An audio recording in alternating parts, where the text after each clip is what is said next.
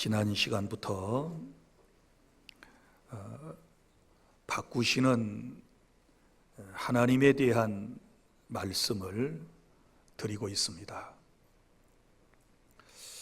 지난 주일 말씀이 혹여 생각이 나시는가요? 제목은 인생을 바꾸시는 하나님이셨고 곧 우리의 신분을 바꿔 주신다라는 말씀을 드렸습니다. 신분의 변화가 있을 때 삶의 변화가 나타나기 때문에 우리 하나님께서는 영적으로 우리의 신분을 바꾸어 주셨는데, 죄인인 우리가 예수님을 믿고 의인이 되었고, 그리고 종이었던 우리가 하나님의 자녀가 되었고, 그리고 땅에 속한 사람인 우리가 하늘에 속한 하나님 나라의 시민권을 가진 사람으로 우리의 신분의 변화가 있었다라고 하는 말씀을 여러분에게 드렸습니다. 이제 오늘부터는 구체적으로 하나님께서 우리의 무엇을 바꾸어 주시기를 원하시는가? 오늘 그 첫 번째 시간으로는 먼저 우리의 마음을 바꾸어 주시는 하나님, 상한 마음을 치유해 주시는 하나님에 대하여 말씀을 드리도록 하겠습니다. 오늘 본문인 시편 147편은 바벨론 포로에서 돌아온 이스라엘 백성의 찬송입니다. 여러분이 아시는 것처럼 북과 남으로 나누어졌던 이스라엘은 차례차례 망했지요. 북쪽 이스라엘은 BC 722년 아수르에 의해 망했고, 그리고 남쪽 유다는 BC 586년 바벨론에 의해서 망하게 된 것입니다. 특별히 바벨론에 의해서 망한 이스라엘 사람들은 그 형편이 어떠했습니까? 바벨론 사람들이 쳐들어와서 성전을 무너뜨렸습니다. 그리고 성벽을 무너뜨렸습니다. 그리고 가옥을 모두 무너뜨렸습니다. 그리고 살아남은 사람 중에 소위 말하면 지혜 있고 쓸만한 사람들은 그 사람들이 모두 포로로 끌고 갔습니다.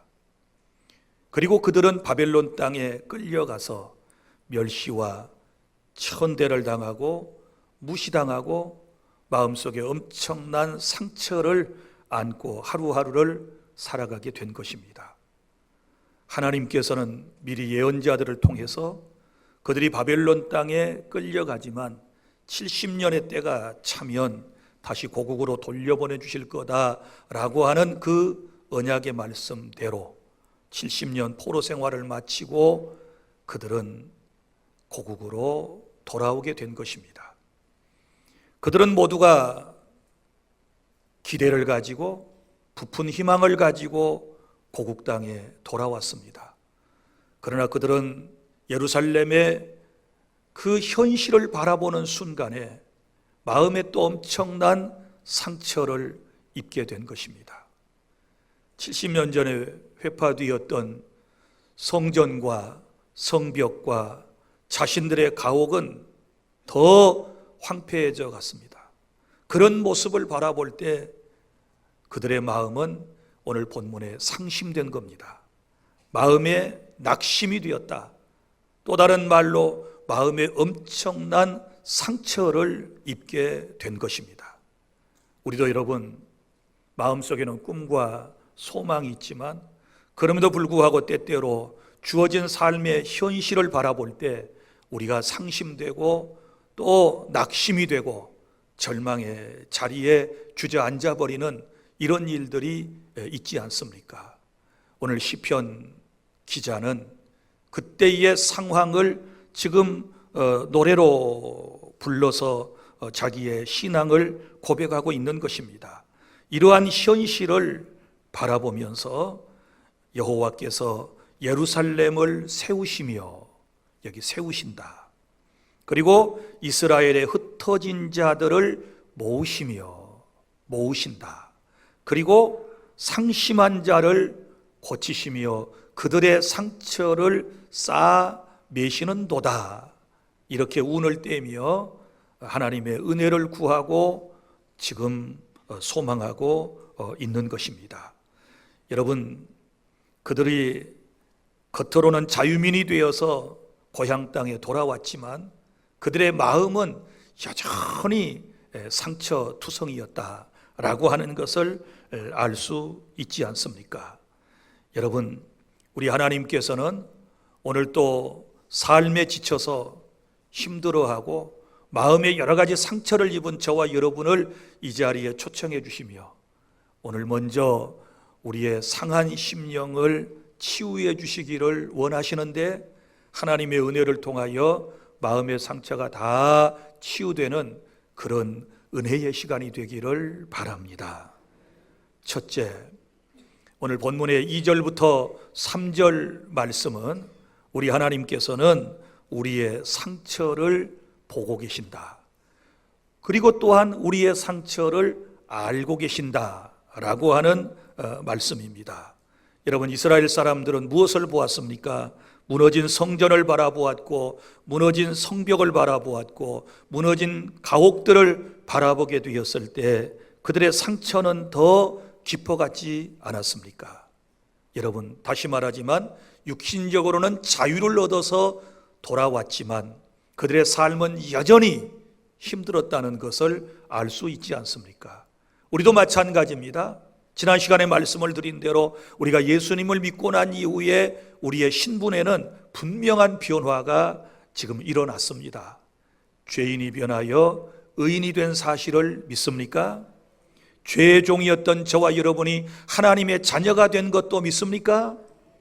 우리가 땅에 속한 사람이지만 예수를 믿고 하나님 나라의 시민권을 가진 신분으로 변했다는 사실을 믿습니까? 그런데 그럼에도 불구하고 여전히 우리의 삶은 힘듭니다.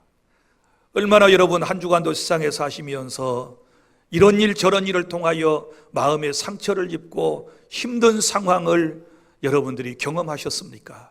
오늘도 주님께서 여러분들의 각자의 마음을 어루만져 주시고 위로해 주시고 여러분의 두 뺨에 흐르고 있는 눈물 또한 주님께서 훔쳐내 주시는 그런 은혜가 있기를 바랍니다. 여러분, 오늘 우리가 구원받았지만 여전히 우리의 주변에, 우리의 삶에는 우리를 정말 가슴 아프게 하는 일들이 너무너무 많이 있습니다. 이것을 우리는 이제 상처라고 말하는 것이지요. 그럼 우리가 상처를 가장 많이 받는 곳은 어디라고 생각하십니까? 가정입니다. 가정에서 가족들에게 상처를 가장 사실은 많이 받는 것입니다. 멀리 있는 사람에게는, 떨어져 살아가는 사람에게는 특별히 받을 상처가 없습니다. 그러나 늘 함께 먹고 자고 한 울타리 안에 살아가는 사람에게서 상처를 받지 않습니까?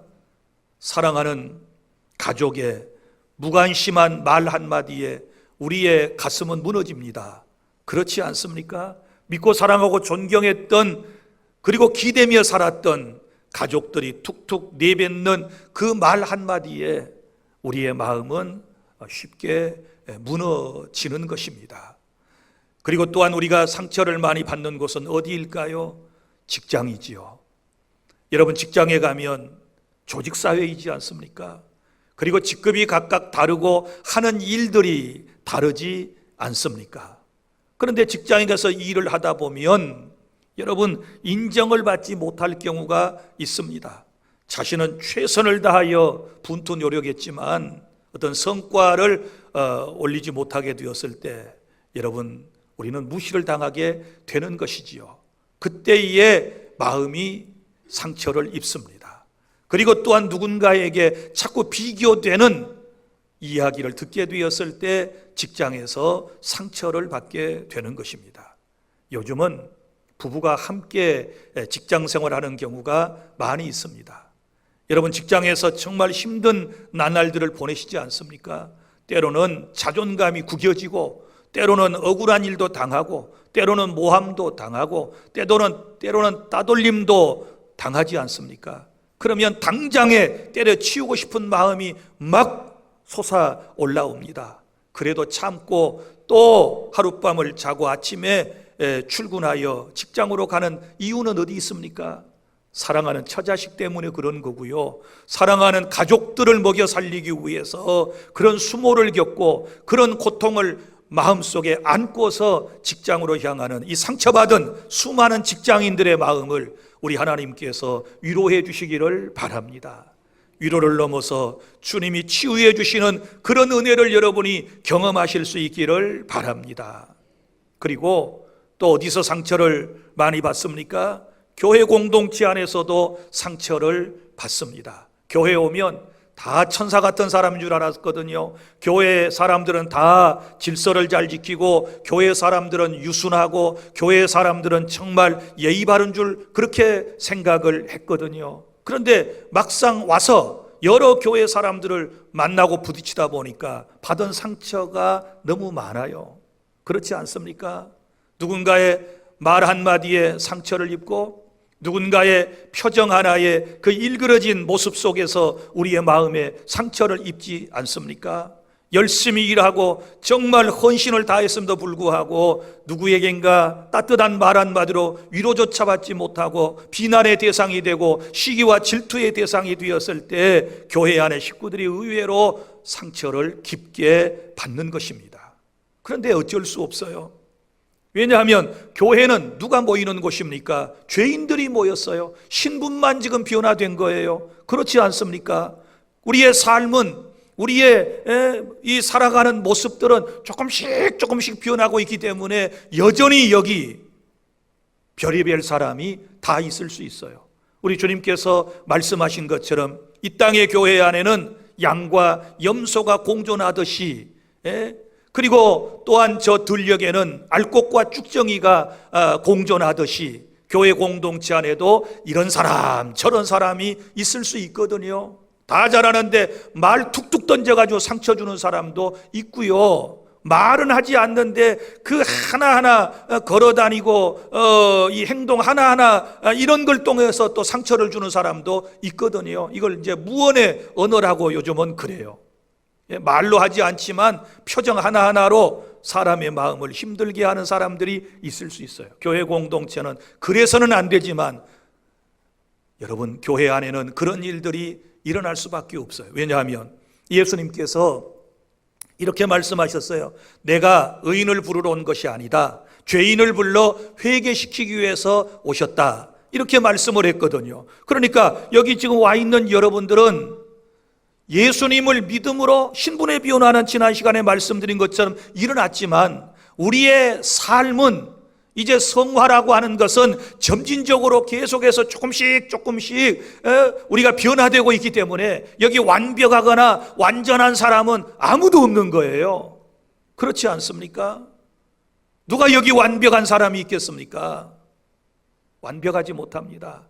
그러다 보니까 교회 안에서 여러 가지 오해와 비난 등을 통하여 상처를 받을 수가 있거든요. 여러분, 이러한 분들도 오늘 주님께서 여러분의 마음을 어루만져 주시기를 바랍니다. 여러분의 마음을 주님께서 쓰다듬어 주시기를 바랍니다. 어디 그뿐입니까?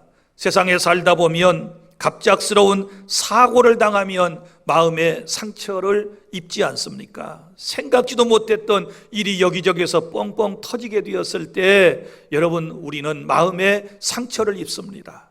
어디 그뿐입니까? 질병으로 인하여 마음에 상처를 입지 않습니까? 병든 사람들은요, 제가 경험해 보니까 이래요. 사람들이 꼭 나를 어떻게 평가할까 이런 생각이 들면서 기도 안에서 하나님의 뜻대로 살지 못해서 하나님께서 아마 치셔서 저렇게 아픈가 보다, 꼭 이렇게 말하는 것처럼 뒤에서 들려지는 음성이 있어요. 이게 굉장히 힘든 거예요. 그래서 제가 늘 여러분들에게 말씀을 드리는 것은 각자에게 당하는 고난과 고통은 하나님께서만 아시는 그 깊은 뜻이 있으니 우리가 함부로 평가하고 함부로 남에게 말해서는 안 된다. 제가 여러분들에게 늘 드리는 말씀이 그거예요. 여러분, 질병으로 인하여 마음의 상처를 입은 분들, 오늘 주님께서 마음뿐만 아니라 여러분의 몸도 어루만져 주시기를 바랍니다. 그리고 또 사랑하는 이의 갑작스러운 죽음을 통하여 우리는 마음에 상처를 입지 않습니까? 그동안 함께 지낼 때는 별로 귀한 줄 몰랐어요. 소중한 줄 몰랐어요. 그러나 어느 날 갑자기 남편이 떠나고 아내가 떠나고 부모가 떠나고 자식이 떠나고 난 이후에 그 뒷자리가, 여러분, 그의 흔적이 너무너무 소중하다는 사실을 깨닫고 마음에 아픈 상처를 안고 오늘 또 주님의 위로를 바라며 이 자리에 오신 여러분들에게 주님의 성령이 함께 해주시기를 바랍니다. 그리고 우리는 많은 상처를 당할 때마다 아무도 내 마음 몰라줘. 늘 하는 말이 그거잖아요. 남편도 몰라줘, 아내도 몰라줘, 내 뱃속에 나온 내 자식도 몰라줘, 나를 낳아서 길러주신 내 어머니 아버지도 내 속을 몰라, 내 한 피를 받아 나온 형제자매도 내 마음을 몰라. 이렇게 생각하면요, 더 서운한 감정이 마음 깊은 곳에 자리를 하게 되는 것입니다. 그런데 여러분, 기억하세요. 우리 하나님은 우리의 상처를 다 보고 계시고 알고 계심을 믿으시기를 바랍니다. 사무엘상 16장 7절에 하나님께서 이렇게 말씀을 하셨습니다. 사람은 외모를 보거니와 나 여호와는 중심을 보느니라. 할렐루야. 사람은 겉모습만 보고 평가를 해요. 그렇지 않습니까? 그러나 우리 하나님께서는 우리의 중심을 보고 계시다. 우리의 속 사정을 알고 계시다. 무엇 때문에 속상해하고 무엇 때문에 눈물을 흘리고 무엇 때문에 저렇게 힘들어하는지를 주께서는 다 알고 계신다는 사실을 믿으시기를 바랍니다. 요한계시록 2장 2절에서도 주님께서 이렇게 말씀하셨지요. 내가 내 행위를 아노니 내가 내 수고와 인내를 안다. 주님은 우리의 수고와 우리의 인내를 아신다. 이렇게 말씀을 하셨습니다. 사랑하는 주 안의 성도 여러분, 사람이 내 속을 몰라주어도 다시 말하지만 하나님은 알고 계심을 믿으시기를 바랍니다. 우리 주님은 아시되 정확하게 알고 계심을 믿으시기를 바랍니다. 인생이 너무나도 힘들어서 밤새도록 잠을 설치며 이리 뒤척 저리 뒤척 그 베개에 흘려놓은 모든 눈물의 자국들을 우리 주님께서는 다 알고 계실 줄로 믿습니다. 남들은 그냥 누우면 잠자리에 빠지고 코를 골며 단잠을 잔다고 하는데도 나는 그렇지 못한 것은 도대체 무엇 때문에 그럴까요? 여러 가지 상처 때문에 그런 거예요. 인생이 너무 아파서 그러는 거예요. 이런저런 생각이 많아서 그런 거예요. 그래서 여호와께서 그 사랑하는 자에게 잠을 주시는도다 이렇게 말씀을 하셨는데, 하나님의 놀라운 사랑 속에서 이제 숙면을 취하는 그런 은혜도 여러분에게 있기를 바랍니다. 그런데 우리 여기서 알아야 할 것이 있는데요, 제가 지금 마음의 상처에 대해서 말씀을 드리고 있는데, 마음은 무엇이며 그리고 우리가 말하는 영혼이라고 하는 것은 무엇일까요? 이걸 아셔야 됩니다. 영혼 속에 마음이 함께 살고 있는 거예요. 그러니까 사람의 영혼이라고 하는 집안의 마음도 함께 살고 있다. 그래서 마음이라고 하는 것은 우리의 생각과 감정이 자리하고 있는 것이고, 그리고 영혼이라고 하는 것은 하나님과 연결되는 통로를 의미하는 것입니다. 그러니까 마음이 상하면 영혼도 문제가 생기는 거예요. 영혼이 문제가 생기면 마음도 상하게 되는 거예요. 그래서 우리가 분명히 알아야 할 것은 오늘 우리의 마음이 먼저 치유를 받아야 될 줄로 믿으시기를 바랍니다. 마음이 치유받아야 돼요. 여러분 보세요. 신앙생활 하면서 구원받았는데 왜 자꾸 짜증이 납니까? 왜 자꾸 남의 말을 하고 싶습니까? 왜 예배해도 기쁨이 없습니까? 왜 사람이 믿어지지 않습니까? 왜 사람에게 용서가 안 됩니까? 왜 아직도 그렇게 두려움에 떨고 계십니까? 이 모든 것들은 다 마음의 상처가 치유되지 않기 때문에 그래요. 물론 그 영혼은 신분적 변화를 통하여 이미 예수님을 믿는 사람은 구원받은 줄로 믿습니다. 그런데 아직 육신을 가진 우리의 마음은 여전히 힘들고, 마음은 여전히 병들어 있고, 마음은 여전히 상처로 지금 앓고 있는 거예요. 그래서 요즘 우리가 내적 치유 이런 말을 많이 하는데, 우리 그리스도인들에게 성령의 역사를 통하여 내적인 치유, 다시 말하면 영혼이 건강해지는 이런 역사가 먼저 우리에게 일어나야 우리의 신앙생활이 올곧게 된다는 사실을 깨달을 수 있기를 바랍니다. 사랑하는 성도 여러분, 그런데 둘째, 감사하게도 우리의 마음을, 우리의 상처를 다 아시는 하나님께서는 3절에 보면 우리의 상처를 치유하시고 싸매어 주신다 라고 약속을 하셨습니다. 자, 3절 다 함께 시작. 상심한 자를 고치시며 그들의 상처를 싸매시는도다. 아멘. 우리가 병원에 상처를 가지고 가면 어떡합니까? 의사가 그걸 들춰보고 난 이후에 그대로 반창고 붙여버리고 그대로 붕대로 칭칭 싸매어 줍니까? 그러지 않지. 오늘 본문도 보세요. 먼저 고치시며, 의사가 고치고 난 다음에 그 상처를 싸매어 주는 거예요. 이게 순서예요. 상심한 자를 고치시며 그들의 상처를 싸매어 주신다. 오늘 먼저 우리의 영적인 모든 상처, 우리의 마음의 상처를 주께서 고치시고 난 이후에, 그리고 성령의 싸개를 통하여, 위로의 역사를 통하여 우리의 상처를 싸매어 주시는 하나님이심을 믿으시기를 바랍니다.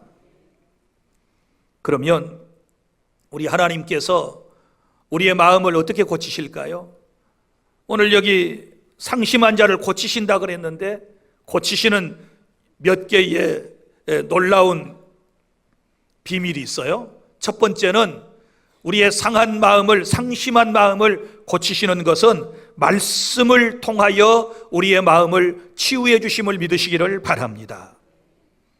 시편 107편 20절에 그가 말씀을 보내어 그들을 고치시고, 자, 하나님께서 무엇을 보내셔서? 말씀을 보내셔서 영과 육의, 마음의 모든 상처를 고쳐주신다. 할렐루야.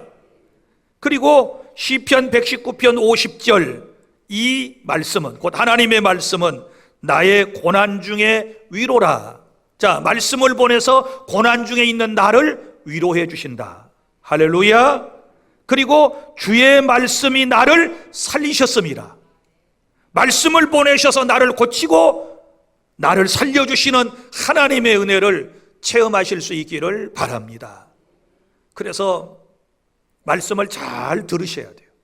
말씀을 전하고 듣는 시간이 너무너무 소중한 시간이에요. 그런데요, 여러분 이걸 아셔야 돼요. 우리가 병원에 가서 치료를 받으려면 아파요, 안 아파요? 아픕니다. 이를 빼도 아프고요, 치아를 우리가 치료받아도 아프고요, 상처를 치료받고 꿰매는 거 소독을 바를 때요 정말 아파요. 아프고 난 다음에 낫는 겁니다. 하나님의 말씀도 마찬가지예요. 여러분은 그저 위로만 받기를 원하실 수 있지만, 물론 여기 위로하신다고 성경이 말씀을 하셨지만, 먼저는 뭐예요? 말씀이 여러분 날섬 금과 같아서 수술용 칼로 우리에게 사용되어질 때가 있어요. 그래서 어떤 사람은 말씀을 들을 때 내 가슴을 막 오려내는 듯한 그런 아픔을, 그런 통증을 느낄 수도 있어요. 말씀을 들을 때마다 목사님이 다 나한테 포부서 대는구만, 누구한테 아마 나에 대한 정보를 들으셨나 봐, 그러니까 내 얘기를 지금 하고 계시는 거지. 절대로 그렇지 않습니다. 저는 이 강단에 설 때마다 하나님을 의탁하는 기도가 있어요. 하나님, 나도 죄인인데요, 하나님이 나를 설교자로 세우셨잖아요. 하나님께서 내 입술을 통하여 우리 주 안의 성도들에게 하셔야 할 말씀을 하시옵소서. 나는 도구에 불과하지 않습니다. 하나님께 다 의탁하는 거예요. 그리고 나는 내 목회관이 그래요. 누구에겐가 대해서 너무 깊이 알려고 하지 않아요. 나 우리 교역자들한테도 그래요. 너무 시끌끌한 것, 이런 것 저런 것 보고하지 말아라. 누구에 대하여 너무 보고하게 되면, 물론 내 양떼를 부지런히 살피라 라고 하신 말씀에 따라 목자는 양떼의 형편을 부지런히 살펴야 돼요. 어디가 아픈지 무슨 문제가 있는지 없는지 살펴야 돼요. 그거는 제가 열심히 하고 있어요. 그러나 너무너무 한 사람에 대하여 깊이 알게 되면 이 설교하기가 여간 힘들어져요. 설교하는 제 용기가요 시들기 시작해요. 그래서 그냥 차라리 모르고 성령이 내 입을 의탁하여 여러분들에게 말씀해 주십시오 라고 저는 기도하는 거예요. 그러니까 매 주마다 각각 말씀을 듣고 찔리는 사람이 달라요. 은혜 받는 사람이 달라요. 조그만 한반도에 어디는 폭우가 쏟아지고 어디는 가뭄이 들어가지고 비가 한 방울도 내리지 않는 것처럼 이 예배당이라고 하는 공간 안에서도 그래요. 우리 성도들에게도 그래요. 어떤 사람은 찔리고 은혜 받고 어떤 사람은 전혀 느끼지 못하고 졸다가 가고.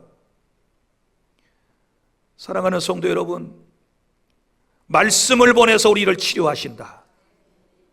말씀을 듣고 찔리는 순간은 내 상한 마음이 치료받는 시간인 줄 믿으시기를 바랍니다. 사도행전 2장에 보세요. 베드로가 성령 충만하여 하나님의 말씀을 선포할 때 그 말씀을 받는 사람에게 성령이 임하시니 우리가 어찌할꼬 하고 가슴을 치면서 회개할 때에 주께서 성령을 선물로 보내셨고 외통하며 회개하는 그들에게 성령이 기쁨을 주시지 않습니까?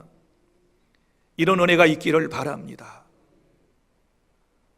오늘 또 말씀을 듣는 이 시간에 우리가 살아나는 겁니다. 말씀은 우리를 살리는 영이신 줄로 믿으시기를 바랍니다. 그리고요, 두 번째는 기도할 때 우리의 상한 마음을 치유해 주시는 것입니다. 시편 145편 18절, 여호와는 자기에게 간구하는 모든 자 곧 진실하게 간구하는 모든 자에게 가까이 하시는도다. 진실하게 하나님 앞에 간구한다. 이거 무슨 의미일까요? 내 마음을 다 보여드리며 거짓 없이 진솔된 마음으로 간구하는 것을 의미하는 것입니다. 여러분, 한나도요, 우리 사무엘상 1장에 보면 그 마음이 원통한 여자라고 그랬잖아요. 마음이 슬픈 여자라고 그랬잖아요.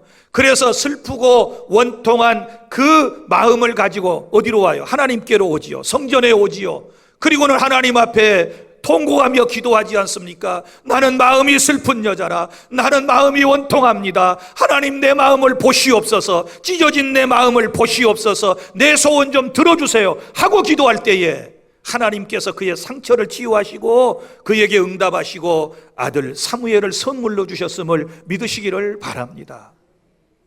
그래서 상한 마음이 치유받기를 원하신다면 우리 모두가 하나님 앞에 진실하게 간구해야 돼요. 진실하게 간구해야 하나님이 우리에게 가까이 하시거든요. 여러분, 저 새벽마다 기도할 때 늘 이런 기도를 합니다. 하나님, 제 마음을 보시옵소서. 제가 목사이기 때문에 제 마음을 우리 성도들에게 보여줄 수가 없습니다. 내 마음의 상태를 그 누구에게도 보여줄 수가 없습니다. 하나님, 이 추하고 더러운 마음을, 이 내 삶의 모든 모습을 보시옵소서. 하나님께만 내가 보여드립니다. 주님 보시고 치유하시고 정결케 하시고 성령의 기름을 부으셔서 나를 하나님의 도구로 사용하여 주시옵소서. 그렇습니다. 내 마음의 상처는 사람에게 보이는 거 아니요. 사람에게 속사정 털어놔봐야 나중에 흉만돼요. 그것 때문에 인간관계가 더 힘들어져요. 여러분 보세요. 누군가가 은혜로울 때 죄를 고백하고 막 자기 과거 얘기를 했어요. 은혜로울 때는 아 그러셨군요, 아멘, 할렐루야 막 이럴 거예요. 그러다가 서로 의가 상하고 사이가 안 좋아지게 되면 어떻게 될까요? 그동안 들었던 과거에 대한 부정적인 모든 모습들이 다 떠오르기를 시작하고요, 이게 인간이 이제 겹치기를 시작해요. 그러면 대인 관계가 안 되는 거예요. 서로 멀어지게 되는 거예요. 그래서 아무에게나 상담하지 말아요. 상담가는 성령님이세요. 믿습니까? 우리를 상담하실 분은 하나님이신 줄로 믿으시기를 바랍니다.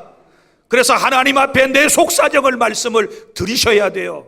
그러면 주께서 우리의 마음을 다 헤아려 보시고, 그래, 내가 알아, 내가 다 알아. 그런데 네가 나한테 그렇게 내 속을 보여주고 내 심령을 나에게 토로하는구나. 내가 너의 마음을 만져줄게. 그리고 주님이 사랑의 손으로 우리의 상한 마음을 치유해 주실 줄로 믿으시기를 바랍니다. 베드로전서 5장 7절, 너희 염려를 다 주께 맡기라. 이는 그가 너를 돌보심이라. 염려를 다 주님께 맡기면 주님께서 우리의 마음을 돌보아 주실 거라고 우리에게 약속을 해 주셨지 않았습니까? 그래서 상한 내 마음의 치유는 여러분, 하나님 앞에 기도할 때, 내 속마음을 다 보여드리고 기도할 때 주님이 거룩하신 성령을 통하여 내 마음을 어루만져 주실 줄로 믿으시기를 바랍니다. 그리고 세 번째는요, 어떻게 치유하실까요? 교회 공동체를 통하여 우리의 마음을 치유해 주시는 것입니다. 야고보서 5장에 있는 말씀은요, 이 공동체에 주시는 말씀이거든요. 너희 중에 고난당하는 자가 있냐? 저는 기도할 것이요. 쭉 하는 말씀 나오다가 뒤에 서로 병 낫기를 위하여 서로 고난받는 사람들끼리 기도하여라, 이런 말씀이거든요. 여러분, 갈라디아서 6장 2절에도 서로 짐을 지라 그리하여 너희 그리스도의 법을 성취하여라, 이렇게 말씀을 해 주셨습니다. 그러면 교회 공동체가 무슨 일을 할까요? 서로 상처받은 사람들끼리 기도해 주는 거예요. 믿습니까? 상대방의 상처를 끄집어 내면 안 돼요. 상대방의 과거를 자꾸 끄집어 내면 안 돼요. 주님은 항상 현재를 보시는 거예요. 믿습니까? 현재 나의 모습을 주님이 보시는 거예요. 자꾸 뒤로 물러가면, 자꾸 뒤돌아서서 옛날 얘기하면, 여러분 보세요. 사람이라고 하는 것은 선입견이라고 하는 게 있어요. 누구에 대하여 안 좋은 이야기를 자꾸 들었어요. 만난 적도 없는데, 그런데 그 당사자가 교회 안에서 만나게 되었어요. 그러면 그 사람을 볼 때 어떻게 볼까요? 그 선입견으로 보게 돼요. 들은 그 정보, 지식대로 그 사람을 판단하게 돼요. 그러면 인간관계가 되겠어요? 안 되는 거예요. 그러므로 여러분, 다른 사람에 대해서 깊이 알려고 하지 말아요. 굳이 알고 싶으면 좋은 것만 알아요. 나쁜 것은요, 귀담아 듣지 말아요. 깨달아지셨습니까? 그래야 교회 공동체가 행복해질 수가 있는 거예요.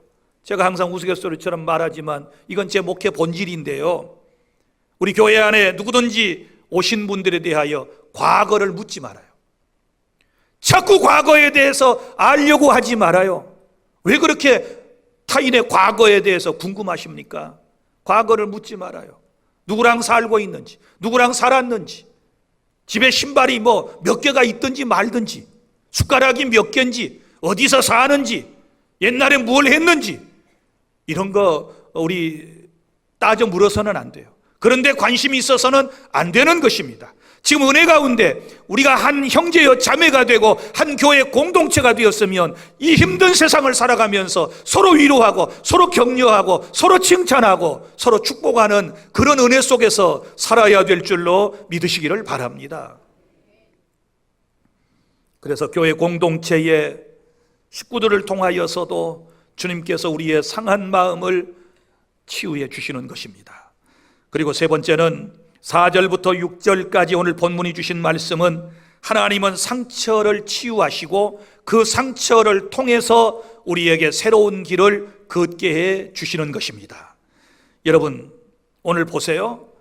우리 하나님께서 우리의 상처를 치유하시는데요, 상처는요, 상처를 아는 사람이 치유할 수 있는 거예요. 그런데 얼마나 정확하게 우리를 아시는가. 오늘 나는 이 본문을 설교 준비하다가 읽으면서 깜짝 놀랐어요. 늘 읽는 말씀인데 4절 보세요. 그가 별들의 수요를 세시고. 누가요? 하나님이 별들의 수요를 세신대요. 그러니까 별이 몇 개인지를 누가 아시는 거예요? 하나님은 아시는 거예요. 여러분, 별들의 숫자 알아요? 모르죠. 근데 하나님은 어떻게 아신대요? 하나님이 창조한 피조물이잖아요. 그러니까 하나님은 별들의 수요를 다 세고 계시다는 거예요. 여러분들은 별 몇 개나 세나요? 기본적으로요, 아무리 별 숫자 모르는 사람이라도 7개는 알아요. 7개는 알아야 세상을 살아. 자, 그럼 제가 가르쳐 드릴게. 나도 별 이름 7개는 아는구나. 자, 그 7개. 일, 월, 화, 수, 목, 금, 토. 일이 뭐예요? 태양. 어떤 별을 태양이라고 그래. 어떤 별은 뭐예요? 월, 달이라고 그래. 어떤 별은 뭐예요? 화성이라고 그래. 어떤 별은 수성이라고 그래. 목은 뭐예요? 목성이에요. 금은 뭐예요? 금성이에요. 토는 뭐예요? 토성이에요. 7개는 안 해? 이 별 박사들 여기 다 모이셨어요. 7개는 셀 수 있어요. 그런데 주님은 이 별을 세시고 그 이름을 다 아신다고 말씀을 하시는 거예요. 이름을 다 붙여놓으셨어요. 자, 거기 뒤에 보세요. 그것들을 다 이름대로 부르시는 도다. 별들마다 이름이 있어요. 우리가 붙여놓은 이름은 7개, 우리 다 외워서 알아요. 그러나 우리가 알지 못하는 무궁무진한 별들의 숫자도 아시고 거기에 다 이름을 부여하셔서 그 이름을 부르시는 하나님께서 우리 속 모르시겠어요? 내 사정을 모르시겠어요? 다 알고 계시는 겁니다. 할렐루야. 이런 은혜로 저와 여러분이 지금 살아가고 있는 것입니다. 그리고요, 이제 5절부터 6절까지 보면 도대체 하나님이 어떤 분이시기에 별들을 다 세시고 별들마다 이름을 붙여가지고 그 이름을 다 부르시는가? 난 여러분들 이름 이제 죄송해요. 나이가 좀 들어가니까요, 또박또박 다 못 부르겠어요. 자꾸 입에서 삥삥 돌다가 이름이 잘 안 나올 수도 있어요. 어떤 사람은 제가 여러분들의 이름을 다 정확하게 아실 거라고 생각하지만 아는 사람은 제가 정확하게 알아요. 박정숙, 모한음, 모슬기, 모주환, 모주찬, 김하미, 김규미, 이런 이름들은 정확히 알아요. 그러나 종종 제가 여러분들의 이름을 모를 수도 있어요. 그러지요. 한계가 있어요. 머리는 한계가 있어요. 그때 여러분이 이해해 주시기를 바라고, 내가 여러분의 이름을 잘 모르고 버벅거리면 주님은 내 이름 아셔. 그리고 또 마음에 상처를 받지 않기를 바랍니다. 상처받을 사람들 아멘도 안 해요. 아니 어쩌다가 한 10년 만에 전화 한번 따가더니 목사님 막 이러면서 막 자기 얘기를 쭉 하는 거야. 나는 누군지도 몰라 지금. 아니 10년 만에 전화했어요. 막 자기 할 일을 다다다닥 막 하는 거예요. 뭐 어쩌고 저쩌고 어쩌고 막 하는데 제가 가만 듣고 예 그러셨어요? 예 알겠습니다. 그리고 전화 딱 끊어. 누구지? 핸드폰에 입력도 안 돼 있어요. 자기는 내가 알 거라고 생각을 해요. 그런데 나는 얼굴은 알아도 이름을 모를 수 있어요. 이게 사람의 한계예요. 우리 하나님은요, 오늘 말씀을 보세요. 어떤 분이신가? 모 목사처럼 잊어버리시는 하나님이 아니세요. 자, 그러면 하나님이 어떤 분인지 우리 한번 찾아볼까요? 자, 5절에서 하나님이 어떤 분이신지, 하나님은 누구시라 그랬어요? 위대하시며 위대하신 하나님. 그 다음에 하나님은 능력이 많으시며, 할렐루야. 하나님은 어떤 하나님이신가요? 그의 지혜가 무궁하시도다. 할렐루야. 이런 하나님이 나의 하나님, 우리의 하나님, 오늘 예배를 받으시는 하나님이심을 믿으시기를 바랍니다. 그리고 우리 하나님은 어떤 분이시냐?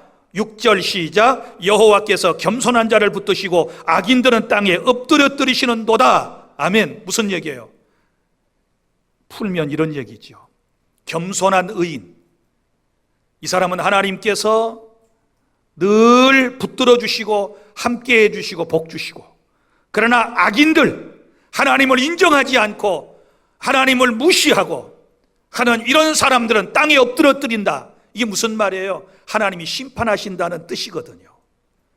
여러분, 우리 하나님의 사랑 속에 날마다 살아가고요, 오늘 주님 주신 말씀대로 우리를 주님께서 고치시고 싸매어 주시고 난 이후에 우리에게 새 길을 걷게 해주실 줄로 믿으시기를 바랍니다. 그래서 실패의 상처가 새로운 도전이 되게 하시고, 관계의 아픔이 용서와 화해의 기회가 되게 하시며, 질병의 눈물이 믿음의 깊이가 되게 하시는 하나님의 은혜를 체험하시기를 바랍니다. 그래서 지금 현재 내 마음이 아프고 힘들 때에 로마서 8장 18절을 기억하십시오. 우리가 알거니와 하나님을 사랑하는 자 곧 그의 뜻대로 부르심을 입은 자들에게는 모든 것이 합력하여 선을 이루시느니라. 우리의 상한 마음을 고치시고 주님은 우리를 통하여 하나님의 또 다른 놀라운 역사를 이루어 가심을 믿으시기를 바랍니다. 예레미야 29장 11절 말씀입니다. 내가 너희를 향한 나의 생각을 내가 아나니 평안이요 재앙이 아니라 너희에게 미래와 희망을 주는 것이니라. 아멘. 하나님 아버지의 거룩하신 뜻을 우리가 알아야 돼요. 자, 평안을 주시기를 원하신다. 재앙 아니라고 말씀을 하셨습니다. 그리고 너희에게 미래와 희망을 주는 것이라 이렇게 말씀을 해 주셨습니다. 여러분, 지금 아프십니까? 지금 마음이 아프신가요? 그 아픔을 통하여 하나님 앞에 한 걸음 가까이 나아가게 하시고 그 아픈 마음을 안고 하나님 앞에 기도하게 만드시며 그 아픈 마음을 이제 치유받고 하나님의 사랑을 느끼게 하시는 분이 저와 여러분의 하나님이심을 믿으시기를 바랍니다. 생각해 보세요.